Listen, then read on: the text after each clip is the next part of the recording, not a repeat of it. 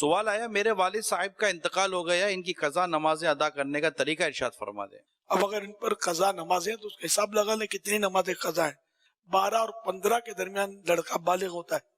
12 سال سے لے کر سمجھو 60 سال کی عمر میں انتقال ہوا۔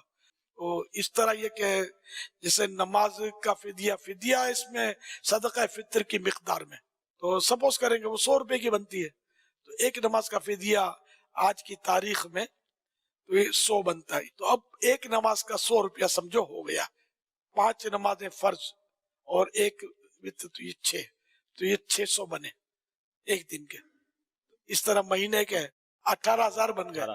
18,000 بن گئے، اور سال بھر کے 12 سے ضرب 18,000 کو دے دیں، 2,16,000 سال کے بنے۔ 2,16,000 میں اگر 3,000 پلس کر لیں گے تو یہ ایک سال کے روزے اور نمازوں کا 2,19,000 بن جائے۔ کیا بات ہے! تو یوں جیسے کہ آپ اتنی رقم ہے آپ کے پاس اور آپ دینا چاہتے ہیں، تو یہ بھی طریقہ ہے، اس کا ہیلہ شرعی کی اجازت ہے اس میں کہ کسی فقیر شرعی کو جو حقدار ہو، جس کو زکوٰۃ دی جا سکتی ہو، ایسا کوئی فرد آپ کی انڈرسٹینڈنگ ہے کسی سے، تو اس کو یہ دے دیں۔ وہ اس نیت سے اس نے اس کو پکڑ لیا، قبضہ کر دیا، اب اس نے آپ کو گفٹ کر دیا، آپ اس کو اپنے قبضے میں لے لیا، پکڑ لیا، آپ نے پھر اسی نیت سے سال بھر کے فدیے کی نیت سے دیا، تو یہ لوٹ پھر لین دین کرنے سے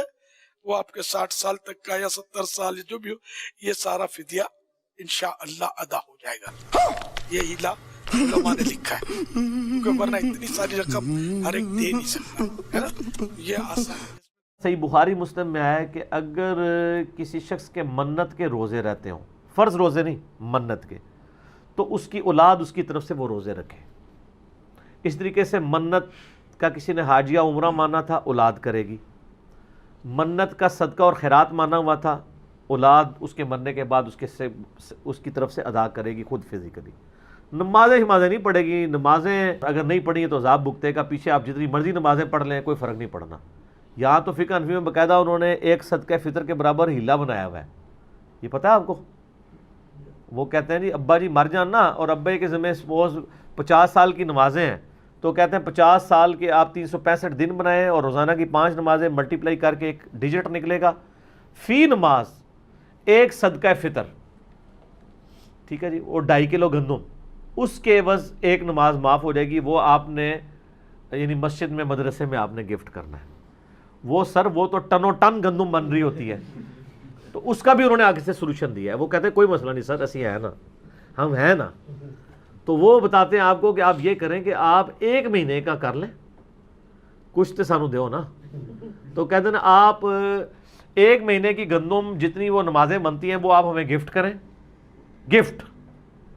اس کی طرف سے آپ ادا کریں، گفٹ نہیں، گفٹ تو وہ کرے گا واپس۔ وہ کہیں جی میرے ابا جی کی 8 سے جو 30 سال پہلے مہینے کی نماز چھوٹی تھی نا، اس پورے مہینے کا صدقہ فطر آپ کے لیے۔ تو آگے وہ جو عالم صاحب ہیں نا وہ لیں گے، وہ آپ کو کہیں گے اچھا جی یہ میں نے گندم یا پیسے اس کے ایکویلنٹ لیے، یہ میں آپ کو گفٹ کرتا ہوں،